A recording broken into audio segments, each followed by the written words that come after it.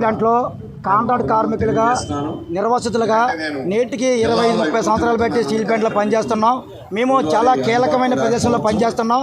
Permanent ఎంప్లాయీస్తో భుజం కలిపి పనిచేస్తున్నాం.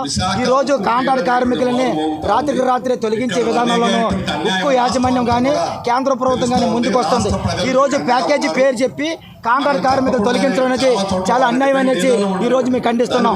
ఈరోజు కాంట్రాక్ట్ కార్మికులుగా మాకు తొలగించినప్పుడు ఫిబ్రవరి 20వ తేదీని సమ్మె నోటీసు ఇవ్వడం జరిగింది. ఈ సమ్మె నోటీసు ఈరోజు మనం ఇచ్చిన తర్వాత 2 దఫాలుగా ఆర్ఎల్సీలతో మీటింగ్ జరిగింది. ఆర్ఎల్సీతో మీటింగ్ జరిగిన తర్వాత ఈ నెల మార్చి 26వ తేదీని మళ్ళీ మాకు ఆర్ఎల్సీతో మీటింగ్ ఉంది. ఆ మీటింగ్లో కాంట్రాక్ట్ కార్మికులని ఒక్కరు తొలగించినా మేము నిరవధిక సమ్మెకి సిద్ధంగా ఉన్నామనేసి ఇక్కడ ఉక్కు యాజమాన్యానికి కేంద్ర ప్రభుత్వానికి తెలియజేస్తున్నాం. ఈరోజు కేంద్ర ప్రభుత్వము ప్యాకేజీలు ఇచ్చి కాంట్రాక్ట్ కార్మికులు తొలగించడం అనేది చాలా అన్యాయం. ఈరోజు కాంట్రాక్ట్ కార్మికుల్ని టెండర్లు పిలవక 650 మంది బయట ఉన్నారు. అలాగే ఏదైతే ఉందో బయోమెట్రిక్ పడక 150 మందిని బయటెట్టారు. ఇప్పటికీ 284 మందిని కూడా తొలగించేశారు. దీన్ని మనం వ్యతిరేకిస్తూ రేపు ఈ కార్యక్రమానికి ఈరోజు కొత్తగాజు నుంచి పూర్వపల్లి ఆర్చి వరకు ఈ యొక్క పాదయాత్ర ద్వారా సుమారుగా 1000 మంది కార్మికులతో మేము ఇక్కడికి రావడం జరిగింది. దీనికి మాకున్న స్థానికంగా ఉన్న ఎమ్మెల్యేలు, ఎంపీలు, ప్రజాప్రతినిధులు అందరూ కూడా మాకు సపోర్ట్ చేయాలి. లేని వేళ మేము కూడా రాజకీయ నాయకులకు కూడా ఇంటికి వెళ్ళి మేము ముట్టడిచ్చే పని కూడా వస్తుంది అనేసి ఈ సమ్మమ్మగా తెలియజేస్తున్నాం. ఇప్పటికే మీ కార్మికులకి ప్లాంట్ మొత్తం కాంట్రాక్ట్ కార్మికులు డిపెండ్ ఉన్నదనేసి మీ సమ్మె కోసం ఆలోచిస్తున్నాం. మా చేతులతో మా స్టీల్ ప్లాంట్ పాము కొట్టుకోకూడదని మీ కార్మిక సంఘాలుగా ఒక అడుగు వెనకేస్తున్నాం. ఇక్కడ నుంచి కార్మిక సంఖ్య పెరిగింది కాబట్టి సమ్మె శైలానికి సిద్ధంగా ఉన్నామనేసి కాంట్రాక్ట్ లేబర్ యూనియన్ సీఎడ్గా తెలియజేస్తున్నాం. నా పేరు Vamsikrishna, INTC contract union president. ఈరోజు ఉద్యోగ భద్రత రక్షణ యాత్ర చేయడం జరిగింది. వేలాది మంది రోడ్డున పడిపోయారు. ఈ రోజున్న గవర్నమెంట్ కానీ కేంద్ర ప్రభుత్వం కానీ చొరవ తీసుకొని గతంలో 11,000 కోట్లు ఏదైతే ప్రకటించారో అదేవిధంగా 11,000 కోట్లు డబ్బులు ఇస్తే సరిపోదు. ఇక్కడ ఉన్న ఎంప్లాయీస్కి జీతాలు లేవు. అదేవిధంగా కాంట్రాక్ట్ లేబర్ని విధులుగా తొలగించడం జరుగుతుంది. ఈ తొలగించే ప్రక్రియ అయితే ఆపకపోతే కాంట్రాక్ట్ యూనియన్లు అన్నీ కలిపి అఖిల పక్షాలుగా సమ్మె చేయడానికి రెడీగా ఉన్నాము. మరొక పక్క నుండి మేనేజ్మెంట్ని కొన్ని ప్రశ్నలు అయితే అడుగుతున్నాం.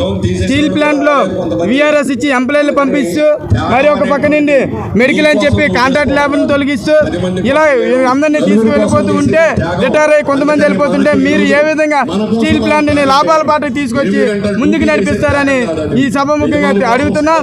మరి ఏదైతే కాంట్రాక్ట్ కార్మికులు ఏ ఒక్కరిని కూడా తొలగించకూడదు, తొలగిస్తే కార్మిక సంఘాలుగా మేము ఎవరిని కూడా ఒప్పుకోమని చెప్పడం జరుగుతుంది. ఈ చెప్పడం కాదు, ఈ రోజు వేలాది మందితో రోడ్డు మీదకి వచ్చాము. 20,000 జీతగాడి మీద మీరు పడి 20,000 జీతగాడిని తీసేస్తే వాడు ఏ విధంగా బతుకుతాడు? మరణ బాధలే తప్ప ఉద్యోగ బాధ్యత లేదని మేమైతే బాధపడుతున్నాం. దాన్ని దయచేసి మీరు గ్రహించారని కోరుతూ మేమైతే సమ్మెకి వెళ్ళడానికి ఎటువంటి వెనకంచి లేదు. సమ్మెకి ఖచ్చితంగా వెళ్తామని ఈ మీడియా ద్వారా ప్రధానంగా కాంట్రాక్ట్ వర్కర్స్ పై యాజమాన్యం అనేకమైనటువంటి దాడులు జరుగుతుంది. గత 30 సంవత్సరాల బట్టి కూడా స్టీల్ పనిచేస్తున్నటువంటి 15,000 మంది కార్మికుల యొక్క హక్కుల కోసం పోరాడడం తప్ప కానీ వాళ్ళ ఒక వెల్ఫేర్ అలవెన్సుల కోసం పోరాడడం కానీ ఉద్యోగ హక్కుల కోసం ఈ రోజు కూడా పోరాడలేదు. గతంలో 1995వ సంవత్సరంలో కాంట్రాక్ట్ కార్మికులందరూ సెంట్రల్ ప్లాంట్లో ఉప్పుగా వచ్చి కాంట్రాక్ట్ మారినా సరే కార్మికులు కొనసాగాలని చెప్పేసి అని విధానాన్ని మొట్టమొదటిసారిగా ప్రవేశపెట్టడం జరిగింది.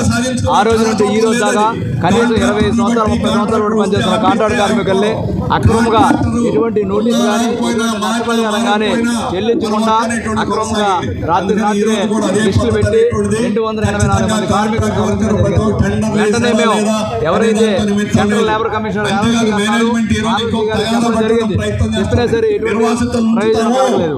వెంటనే మరలా ఫిబ్రవరి 20వ తారీఖున సమ్మె నోటీస్ ఇవ్వడం జరిగింది. అక్రమంగా ఎటువంటి నోటీస్ ఇవ్వకుండా కాంట్రాక్టర్ తెలియకుండా కానీ హెచ్ఓడి కానీ తెలియకుండా అక్రమంగా కాంట్రాక్ట్ కార్మికులు తొలగిస్తున్నారు. దీనిపై మీరు చర్యలు తీసుకోవాలని చెప్పి ఆర్ఎల్సీ గారికి సమ్మె నోటీస్ కూడా ఇవ్వడం జరిగింది. సమ్మె నోటీస్ ఇచ్చిన తర్వాత ఆర్ఎల్సీ గారు కన్సల్టేషన్ మీటింగ్ పెట్టారు. ఆ మీటింగ్ లో ఎవరైతే 244 మంది తొలగించారో ఆ తొలగించిన కార్మికులందరినీ యథావిధిగా విధుల్లో తీసుకున్న తర్వాత ఒక కమిటీని ఏర్పాటు చేయండి.